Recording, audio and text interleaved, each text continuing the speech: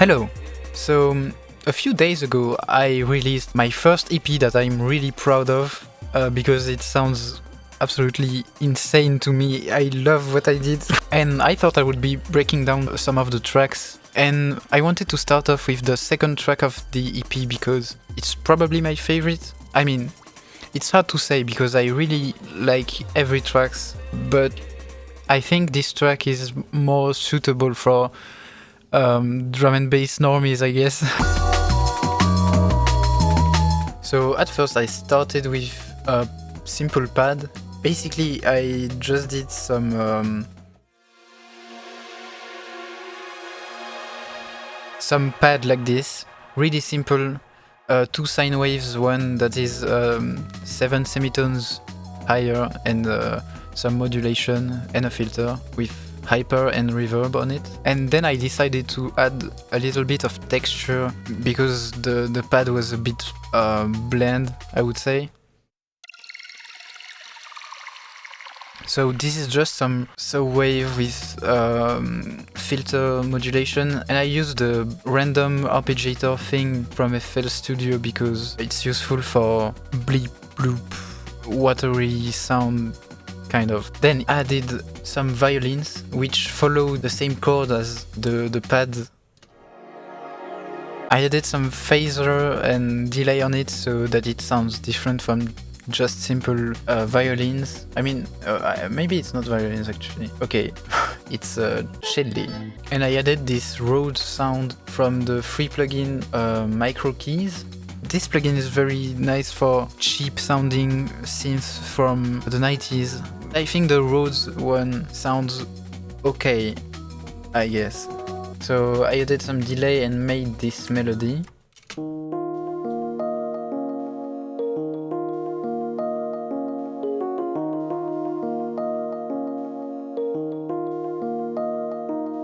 Then I decided to make a little bit more of sound design because we're in the 2000s. So I used a noise generator and modulation on the filter and the rate of the modulation depending on the envelope, so that it makes this kind of sounds. And I also added another effect. So this is pretty much the same thing, there's just the resonance on the filter that's modulated by this LFO, and the rate of the LFO is modulated by this note control thing. So I did some arrangements for like 2 months or maybe more actually, because I didn't know what could I do to make the tune finished, because the other stuff that I did, which is basically the drums, really are simple. Like maybe it's actually one of the first things I came up with when making the song, so maybe I didn't start it with the melody. I think I had the pad and the violins from the BBC Orchestra. Oh yeah, and I also added some kind of siren weird sound.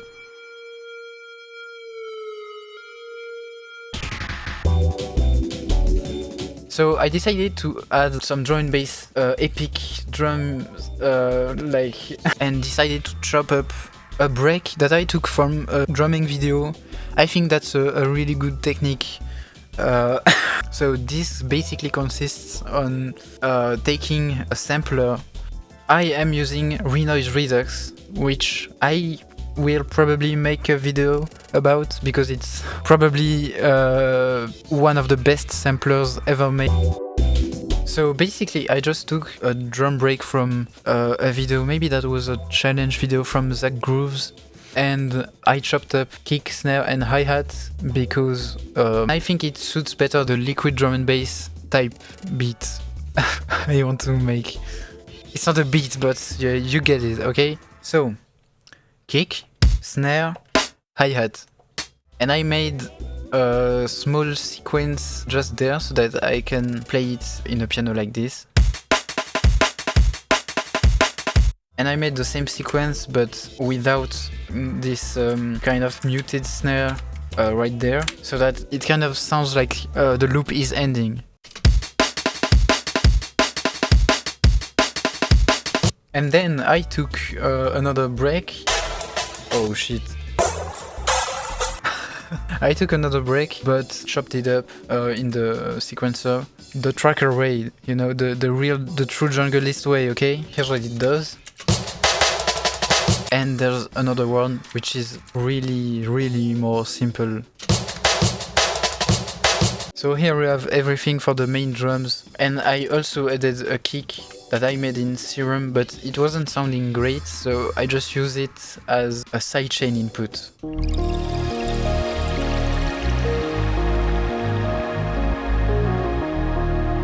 Oh, actually, it doesn't even sidechain with the Rhodes and the pads, so just with the bass. So the other thing that I did was to chop the Think break, the famous break. I just chopped it in Renoise Redux, as it is now my favorite VST of all time. So I'm gonna leave the waveform view so you can see.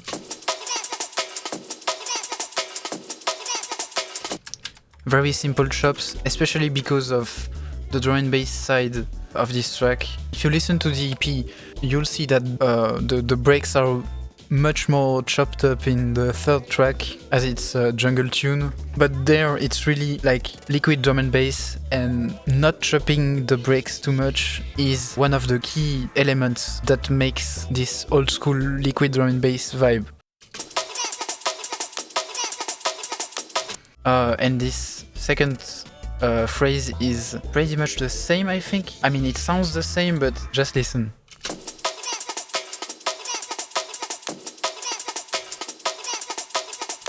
So this break plus the drums really does the job, and eventually the bass and the violins.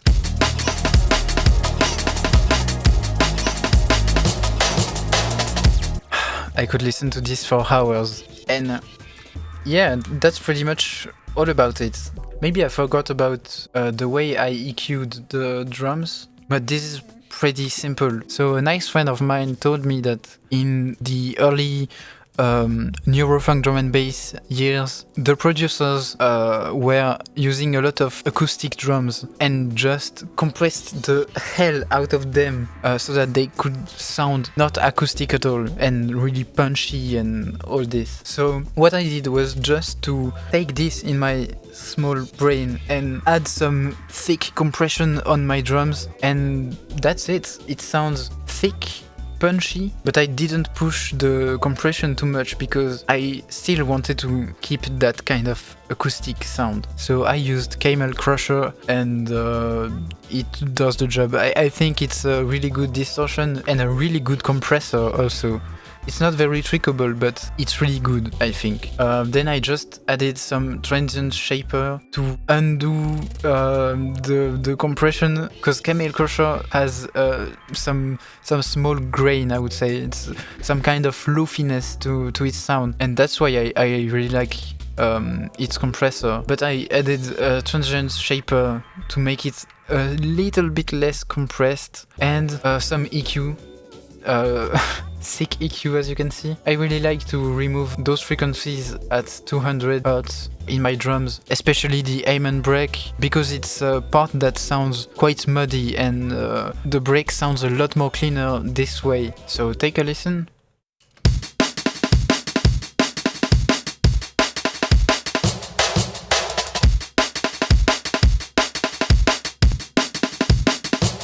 I hope you can hear it.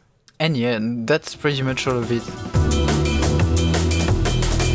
So I spent a lot of time trying to find the element that would make my track done, because it didn't sound done until very soon.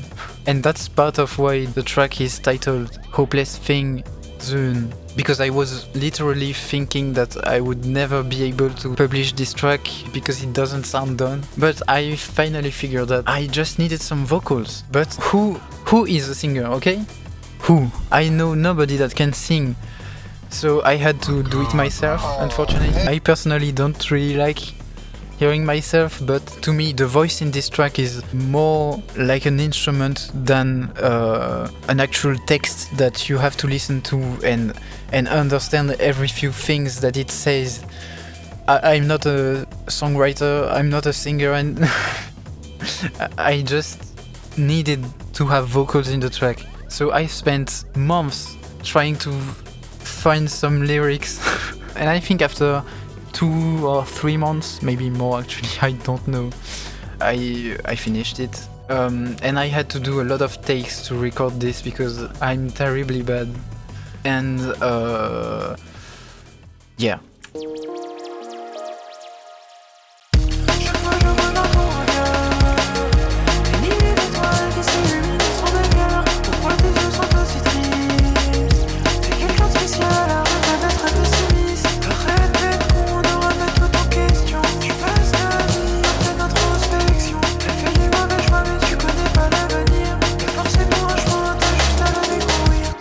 So at first it wasn't this take, it was this, but I fucked up the mixing and deleted the other takes, so it was sounding quite bad, too much highs, too much compression, but I figured out adding some thick convolver blur reverb was the solution. It makes a little change in the track and yeah, it's just refreshing kind of. To me it sounds like eating 1,000 chewing gums or something like that.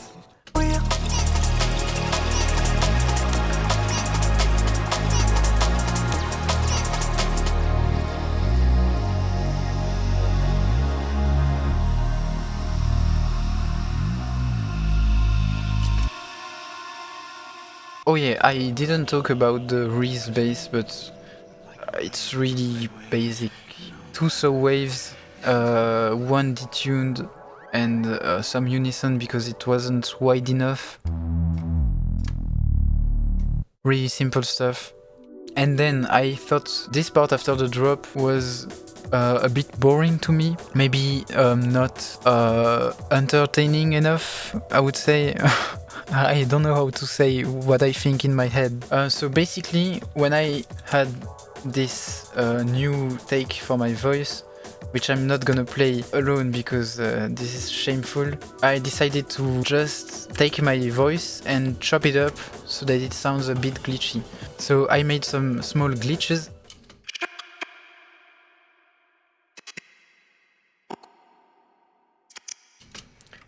Which are soaked in the reverb, but that's a stylish point, I guess. And I chopped my voice. Chaque fois je vois dans ton regard des milliers d'étoiles. Pourquoi tes yeux sont aussi tristes? Pessimiste. Arrête de remettre tout en question. Tu passes ta vie pessimiste. Tu connais pas l'avenir. T'as juste à le découvrir. And I also like how I chopped it up because it makes the lyrics less hopeless and more hopeful.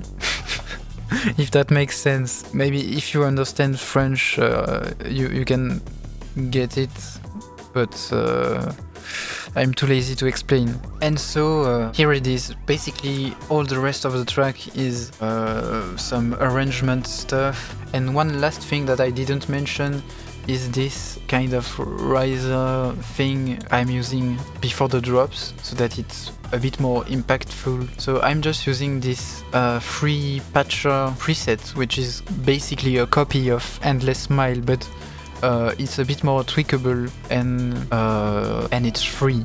So why not use it? So thanks a lot for watching my video. I hope it was interesting, and let me know if you want some more stuff. I don't know if I will make it, but just say it and maybe I will at least do a breakdown of some other tunes from my EP. But yeah, just tell me in the comments what you would like to see. Ask me some questions eventually, and I will try to answer if I can. And have a great day!